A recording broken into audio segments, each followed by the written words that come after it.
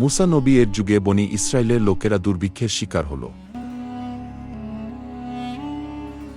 সবাই একত্রিত হয়ে এ ব্যাপারে মুসা নবী এর শরণাপন্ন হল। তারা বলল, হে কালিমুল্লাহ, আপনি আপনার প্রভুর দরবারে দোয়া করুন যাতে তিনি আমাদের উপর থেকে দুর্ভিক্ষ সরিয়ে তার রহমত নাজিল করেন। মুসা নবী সবাইকে নিয়ে একটি খোলা প্রান্তরে গেলেন। সবার মধ্যে দুর্ভিক্ষের ছাপ, ঠ্যাঁটমুখ শুকনো শুকন এলোমেলো, সঙ্গে পশু পাখি, শিশু বৃদ্ধ সবাই রয়েছে। তাদের সংখ্যা প্রায় ৭০,০০০।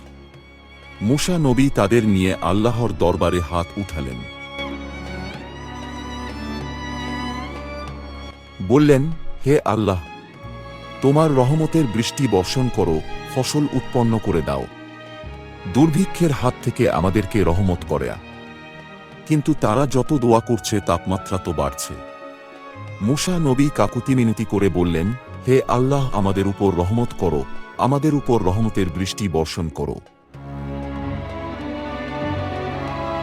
আল্লাহ বললেন, আমি তোমাদের উপর বৃষ্টি কিভাবে বর্ষণ করব?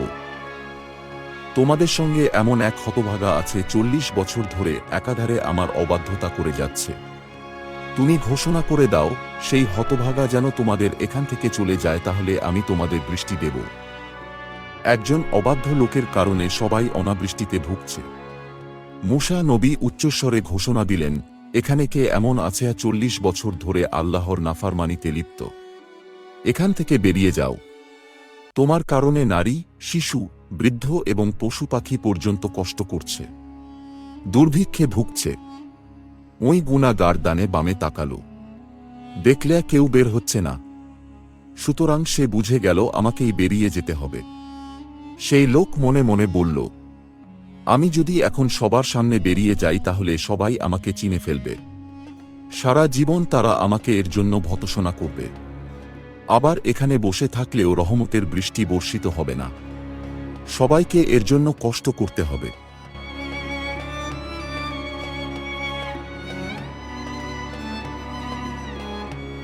আল্লাহর দরবারে কেঁদে কেঁদে চুপি চুপি দয়া করল, হে আল্লাহ, আমি বিগত ৪০ বছর ধরে তোমার নাফরমানিতে লিপ্ত। তুমি আমাকে ধরনি, অবাধ্যতার সুযোগ দিয়েছ। আমি আমার অপরাধ এবার বুঝতে পেরেছি। আমি তোমার কাছে আমার গুনাহর জন্য ক্ষমা চাচ্ছি। তুমি আমাকে ক্ষমা করে দাও। তুমি আমার দোয়া কবুল করো। তার দোয়া তখনও শেষ হয়নি, এর মধ্যেই আসমান থেকে মুষলধারে বৃষ্টি বর্ষিত হতে লাগল। মুসা নবী খুবই বিস্মিত হলেন। তিনি আল্লাহ তাআলাকে বললেন, হে আল্লাহ, তুমি আমাদের ওপর বৃষ্টি বর্ষণ করেছ, এজন্য আমরা তোমার প্রতি খুবই কৃতজ্ঞ। কিন্তু আমাদের মধ্য থেকে কেউ বেরিয়ে যায়নি, তবুও তুমি বৃষ্টি দিয়েছ।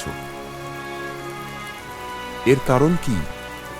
আল্লাহ বললেন, যার কারণে তোমাদের ওপর বৃষ্টিপাত বন্ধ রেখেছিলাম, এখন তার কারণেই বৃষ্টি দিয়েছি। মুসা নবী আবেদন করলেন, সেই সে ভাগ্যবান তোবাকারী লোকটি কে? আল্লাহ বললেন, হে মুসা, সে যখন আমার অবাধ্যতা করত আমি তখন ও তার নাম সবার কাছে গোপন রেখেছি। এখন সে তোবা করে অনুশোচনার অশ্রু ফেলে আমার দরবারে ফিরে এসেছে, আমার কাছে ক্ষমা চেয়েছে। এখনও আমি তার নাম গোপন রাখব। তার নাম উল্লেখ করে এখন আমি তাকে তোমাদের কাছে অপদস্থ করতে চাই না।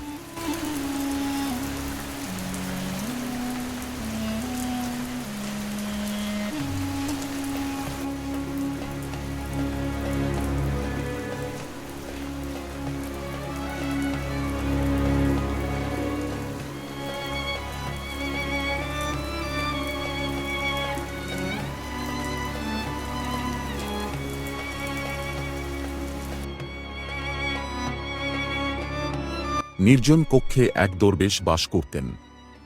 সেই কক্ষে এক ইঁদুর এসে বাচ্চা প্রসব করল। পরে দরবেশকে দেখতে পেয়ে সব কয়টি পালিয়ে গেল, কিন্তু একটি ইঁদুরের বাচ্চা রয়ে গেল। বাচ্চার প্রতি বুজুর্গের দয়া হল। তিনি বাচ্চাটিকে দুধ ইত্যাদি পান করাতে লাগলেন। একদিন দেখলেন বাচ্চাটি মন ভার করে বসে আছে। তিনি তার দুঃখের কারণ জিজ্ঞেস করলেন। বাচ্চা বলল, আজ একটা বিরাট ইঁদুর আমাকে ধাওয়া করেছিল, আজ কোন রকমে প্রাণ বাঁচিয়েছি।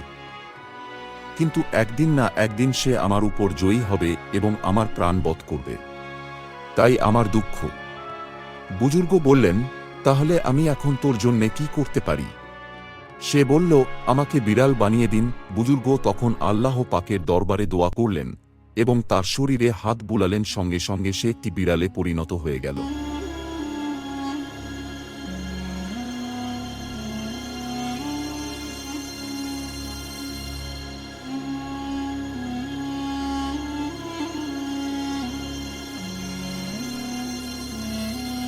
এরকম আরও গল্প পেতে চ্যানেলটি সাবস্ক্রাইব করুন। কয়েকদিন পর দরবেশ দেখলেন বিড়ালটি বিমর্ষ মনে বসে আছে। তিনি আবার তার দুঃখের কারণ জিজ্ঞেস করলেন। বিড়াল বলল, আজ মহল্লার গলিতে গিয়েছিলাম, এক কুকুর আমাকে তাড়া করেছিল। বড় কষ্ট করে প্রাণ বাঁচিয়ে এসেছি, কিন্তু এভাবে কতদিন প্রাণ বাঁচাতে পারবো, তাই আমি চিন্তিত। দরবেশ বললেন, তাহলে তুই এখন কি চাস? বিড়াল বলল, আমাকে কুকুর বানিয়ে দিন। বুজুর্গ আল্লাহর দরবারে দোয়া করলেন এবং বিড়ালের গায়ে হাত বুলালেন, অমনি বিড়াল কুকুর হয়ে গেল।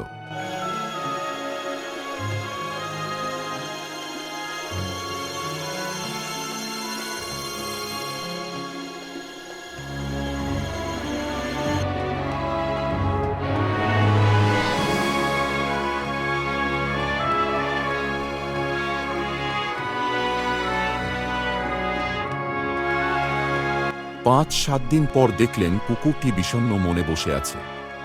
তিনি কারণ জিজ্ঞেস করলেন। কুকুর বলল, আজ আমি জঙ্গলে গিয়েছিলাম, সেখানে একটি নেকড়ে আমার উপর হামলা করেছিল। বুজুর্গ বললেন, তাহলে তুই এখন কি চাস? সে বলল, আমাকে নেকড়ে বানিয়ে দিন।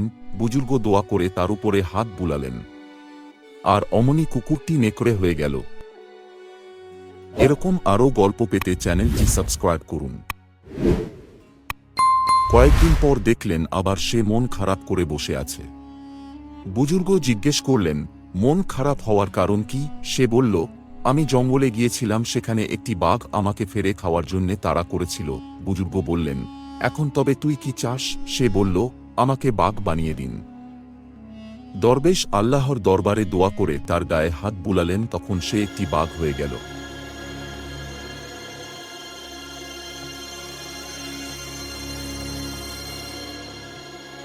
বাঘ হয়ে সে মনের আনন্দে জঙ্গলে গেল।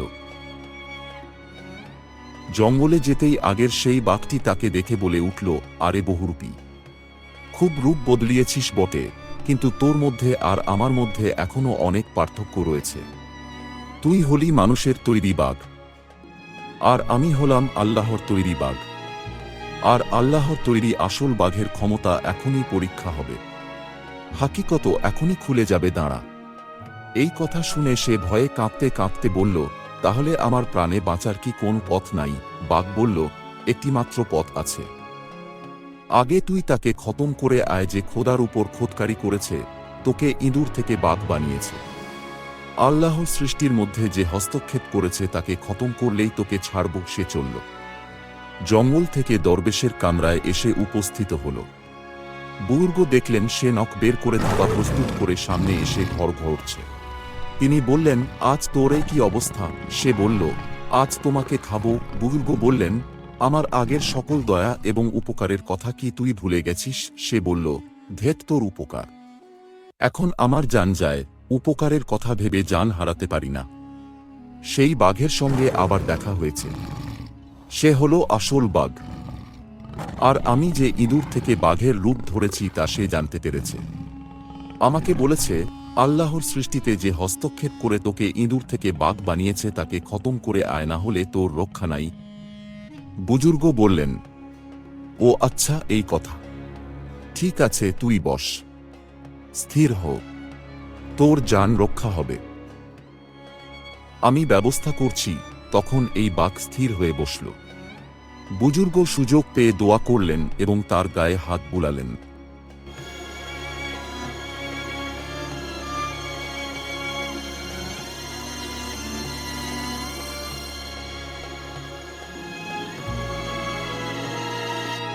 অমনি বাঘ আবার ইঁদুর হয়ে গেল।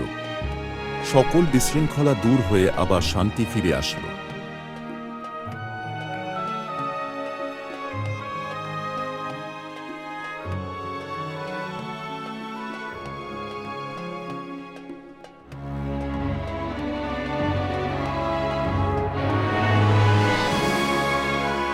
ما هالهم يا أخي، النبي هو بيت قلبي، الذي نوره ينير العالم أطفص الباب، إنه الشخص المفضل لدى الجميع، فلن تبع طريقه مع ابتسامة حلوة على وجهك، لو قد علم يتحدث بشكل جاي، لقد كان لديه شفقة حياة كل الفقراء والمعانين، وكان يحمل الأطفال بين ذراعي، أيضا الله لن يفعل ذلك أبدا دون أن يدرك ذلك، إنهم لا يعرفون شيئا، فهناك غبار في عيونهم، نحن نعلم يا نبي أفضل ضوء في الحياة، تعالوا نصلي جميعا حبيب رسولي،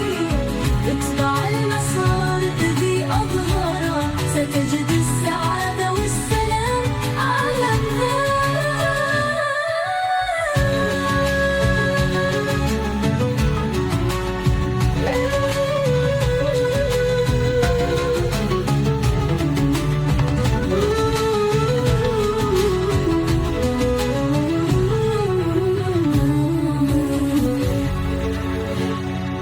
يا نور قلبي يا هنا الأيام، يا طيب روحي وضوى كله، انت الهوى والشوق والألهام، وانت عمري كله ولا محاكي